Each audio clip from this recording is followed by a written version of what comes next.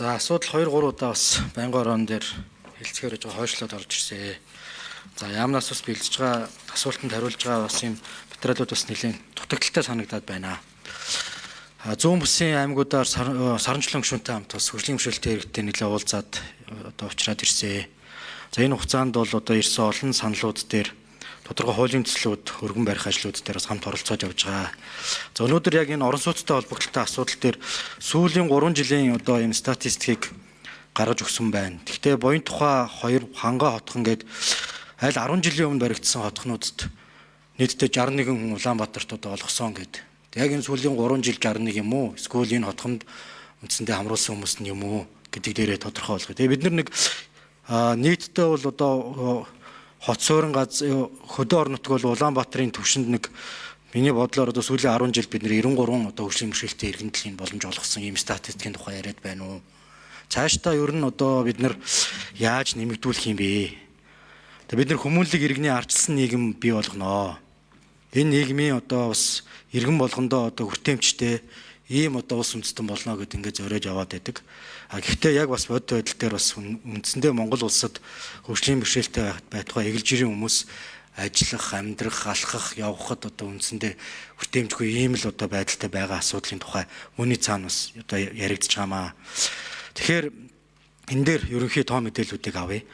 За 740-оор би бол хязгаарлагдахгүй болов уу гэж бодож байна. Хөгжлийн бэрхшээлтэй иргэд орон сууцнд одоо орох энэ тоо судалгаа юмнуудаа яаж авсан 3-2-ыг нь тэгээ ер нь яа гэсэн бодолтой ер нь цаашдаа ямар шүү одоо бас төлөвлөгөөтэй байгаа юм бэ. За энэ 5%-ыг 10% болгож байгаа нь бол зөвөө. OECD-ийн орнууд бол 6 орчим хувь, зарим улс оронд бол 20-30% энэ гэж одоо бас байдаг юм байна. Энийгээ бас өсгөөж явах нь бол зөв байх. 10% болгосноороо ирээдүйд сүүлийн одоо ирэх одоо 3 жил магадгүй хичнээн хөгжлийн бэрхшээлтэй иргэд энэ боломжийг ашиглах боломж бүрдэх вэ? Хаана одоо хандаж бүртгүүлэх вэ?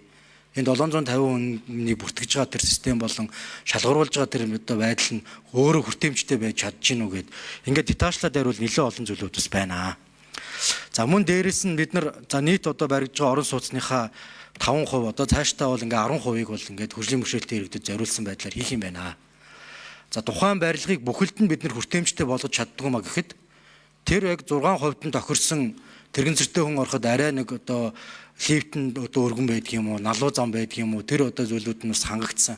Нийт одоо энэ байшин барилгынхаа тэр хувьдаа тааруулаад бас зохион байгуулалт хийх ийм дундын хувилбарууд бас байж болох уу? Одоо арга хятсан л юм л юу санал та. Ер нь яг цаашдаа бол бид нар хүртээмжтэй байх чиглэлийг стандартыг бол барих хэрэгтэй. За яг хүртээмжтэй орон сууц барих, за энгийн одоо хүмүүс зориулсан орон сууц барих хоёрыг өртгийн зөв.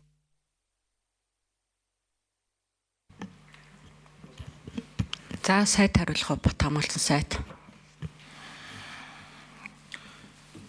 За энэ Саранчулуун гишүүний асуулганд сүүлийн 3 жилийн жилд орон сууцчлуулах хөтөлбөрт хөгжлийн бэрхшээлтэй иргэд хэд орсон юм бэ гэдэг ийм яг хугацаа заасан асуулт явцсан юм а. Таны асууж байгаа асуулт яг зөвөө байгаа бол гишүүнэ. Энэ 2015-16 оноос хойш энэ одоо төрийн орон сууцны энэ одоо хөслүүлэх, борлуулах, түрээслэх журам хэрэгжиж эхэлснээс хойш явсан тоо баримт таны гар дээр байгаа шүү. Түүнээс сүүлийн 3 жилийн одоо асуудал бол биш юм. Нэгдүгürt. За хоёрдугаарт энэ журам өөрчилснөөр бид нар би бас түрүүн гишүүний асуултанд хариулж явахд хэлсэн. Журам өөрчлөгдснөөр захимж шилжснээр бид нар аливаа нэгэн байгууллагын нэг дарга удирдлага энэ одоо эрх үхий этгээд нь танил талдаа одоо өгдөг энэ асуудлуудыг одоо нэгдүгээр тасан зогсоох.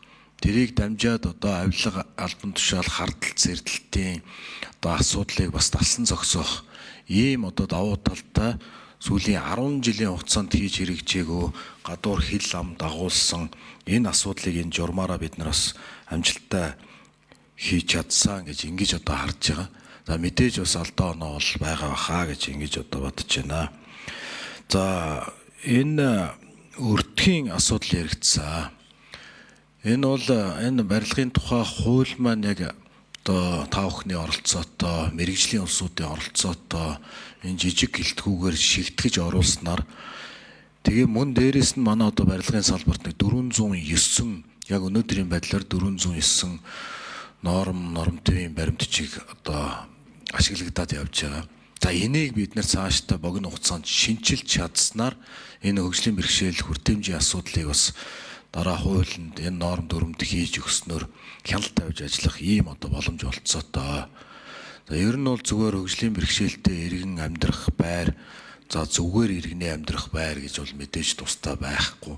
Энэ чинь дандаа л одоо өнөөдөр байгаа хуулиндаа, хууль дүрм журмандаа нийцүүлж одоо уг нь шаардлагуудыг тавьж байгаа. Харамсалтай нь одоо хяналт муу сул байгаагаас энэ барилгуудыг хүлээгээд авчдаг. Дараа нь хөгжлийн бэрхшээлтэй иргэд тэнд байр худалдаж авч ороход одоо асуудлууд үүсдэг. Ийм одоо талууд байгаа гэдгийг бас хэлье. Өөр чинь манайха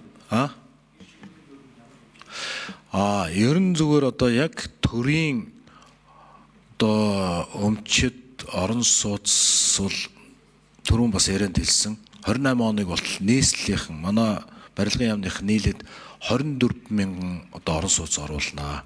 Энэ журам заасны дагуу ойролцоогоор нэг 2400 тий. За тэрнээс одоо 2000-аас 2400 хөгжлийн бэрхшээлтэй иргэн орох боломжтой.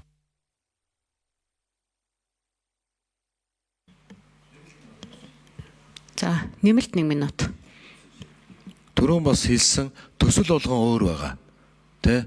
Тийм учраас төсөө ер нь зүгээр дунджаар нэг 2000 орчим хөгжлийн бэрхшээлтэй иргэд ирэх одоо 3 жилийн хугацаанд баригдах 24 мянган одоо энэ төрийн оролцоотой барьж байгаа 24 мянгаас нэг 2000 орчим нь орох ийм одоо боломж олцоод байгаа.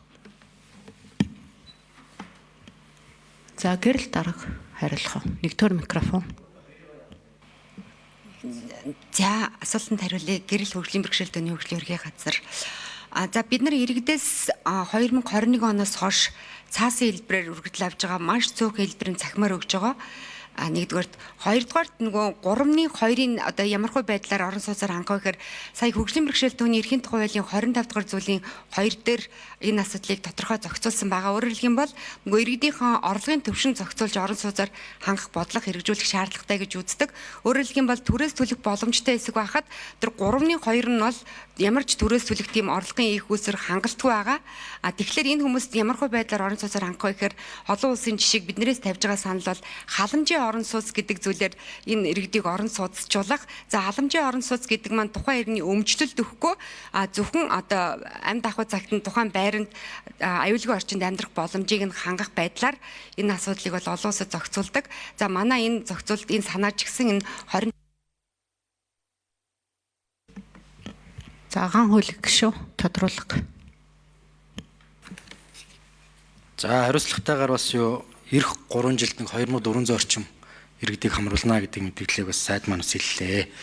За орон нутгийн түвшинд энэ тоо ямар байх вэ? За энэ дээр байгаа судалгаа бол харин миний хараа бол одоо ингээд сүүлийн бараг 10-аад жилд 93 хүний асуудлыг шийдсэн л харагдаад байгаа юм л та. Тэгэхээр бид нар эндээ дүгнэлт хийхгүй бол бас болохгүй юм нөхцлөд бас байна. За тэгээд 21 аймгаас бол нэг 6-7 аймаг дээр л одоо төрөөсийн орон сууцны ийм одоо хөтөлбөрүүд бас хэрэгжиж байгаа юм байна. Тэгэхээр босод ер нь аймагуд дээр яах вэ? Жишээлх юм бол Зүүн Мөсийн хувьд бол зөвхөн Хинтээ аймаг л орсон байна. Тэгээд оронд одоо Сүхбаатарт байгаа хөгжлийн бэрхшээлтэй иргэдийг бид нэр яаж орон суучлах вэ гэдэг дээр тодорхой хариулт авъя. Дээрээс нь хэрвээ барилгын салбарын маань байвал өртгийн хувьд бол яг ямар зөрүү гардаг юм бэ? Яг анх одоо баригдах өртг нь тодорхой хувиар одоо мэдээж хэрэг нэмэгдэх бах. Тэгэхээр тэрэн дээр тозоо судалгаа энэ төр юмнууд байна уу? Тэр хариулт их. За сайд хариулна. За гаанхуулаг гишүүний асуултанд хариулъя. Таны асууж байгаа асуулт яг зөв. Саяны ярьдаг 24 мянга гэдэг бол нийслэл Улаанбаатар хотод байгаа. Босод одоо 21 аймгийн төвүүдэд одоо бид нэр бас бүсчилсэн хөгжлийн үзэл баримтлалын дагуу бүсчлээд тэгээд таталцлынхаар нь сумаар нь аймгаар нь одоо ингээд төлөвлөлтүүд гаргаж байгаа. Хамгийн гол асуудал бол зөвхөн хот байгуулалт барилга орон сууцчлалтын яам гэхгүйгээр аймаг орон нутгийн удирдлагууд хамтарч ажиллах ийм гол юм байна. Бид нэр зөвхөн одоо өнөөдөр барилгын тухай хууль одоо өргөн барихаас гадна хот байгуулалтын тухай хуулиа өргөн барьж байгаа. Энэ хаврын чуулганаар орон сууцчлалтын тухай хууль, орон сууцчлалтын банкны тухай хууль барьж байгаа. Тэгээ ер нь альва юмны үндсийн үндэс нь бол суур фундамент нь байдаг учраас энэ хот байгуулалтын хуулиа өргөн барина. Тэгээ аймаг орон нутгийн удирдлагууд энэ дээр хот байгуулалтынхаа одоо өөрийнхөө тэр аймаг орон нутагт таарсан одоо хөгжлийн шин загвар зураглалаа ерөнхий төлөвлөгөөгөө хийх ёстой. Энэ За нөгөө өртөг яг яаж нэмэгдэж байгаа нь ажлын хэсгээс хариулах уу? За 5 дугаар микрофон. Яг хөгжлийн бэрхшээлтэй иргэдэд яг зориулсан орон сууц гэх юм бол бас тэр Японы жишгээр бол бас тусдаа энэ халамжийн орон сууц гэдэг хөтөлбөр явд юм билээ. Тэрэн дээр бол энэ барилгын өртөг бол Японд бол өндөр байгаа. Биднээс бол тодорхой хэмжээнд за төрөөчийн нэг гишүүний хэлдгээр за явган зам тогтчлт за шатны бас тодорхой хэмжээнд хоногдол тэгээд нойлын суултур за бусад одоо гадна тогтчлтуудыг хийхэд бол нэг 10-аас 20%-аар бол яг метр квадратын үнэ бол нэмэгдэх юм билээ.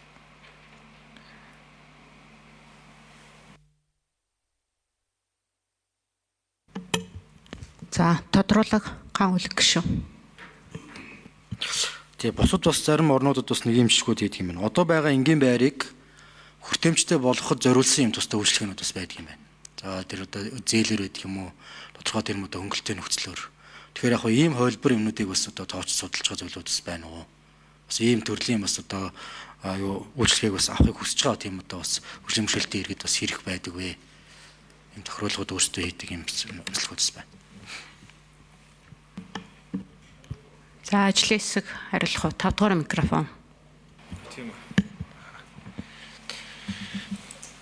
За бид нар бол орон сууцчлалтын тухайд орон сууцчлалтын магны тухай хууль одоо санаачлаад анх дахь хуулийн төсөл санаачтай явж байгаа.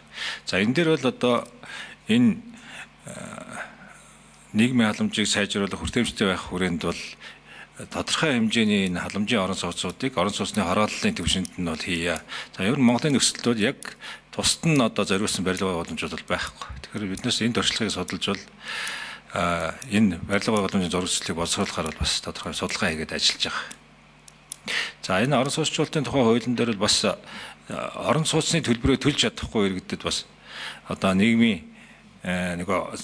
Монгол банкны ерөнхийлөгчийн гаргасан үр орлогын харьцаа бол 45%-аас бага тохиолдолд за салбарын одоо тэр нийгмийн халамж хариуцсан яам болон аймаг орон нутгийн засаг дарга нарын бас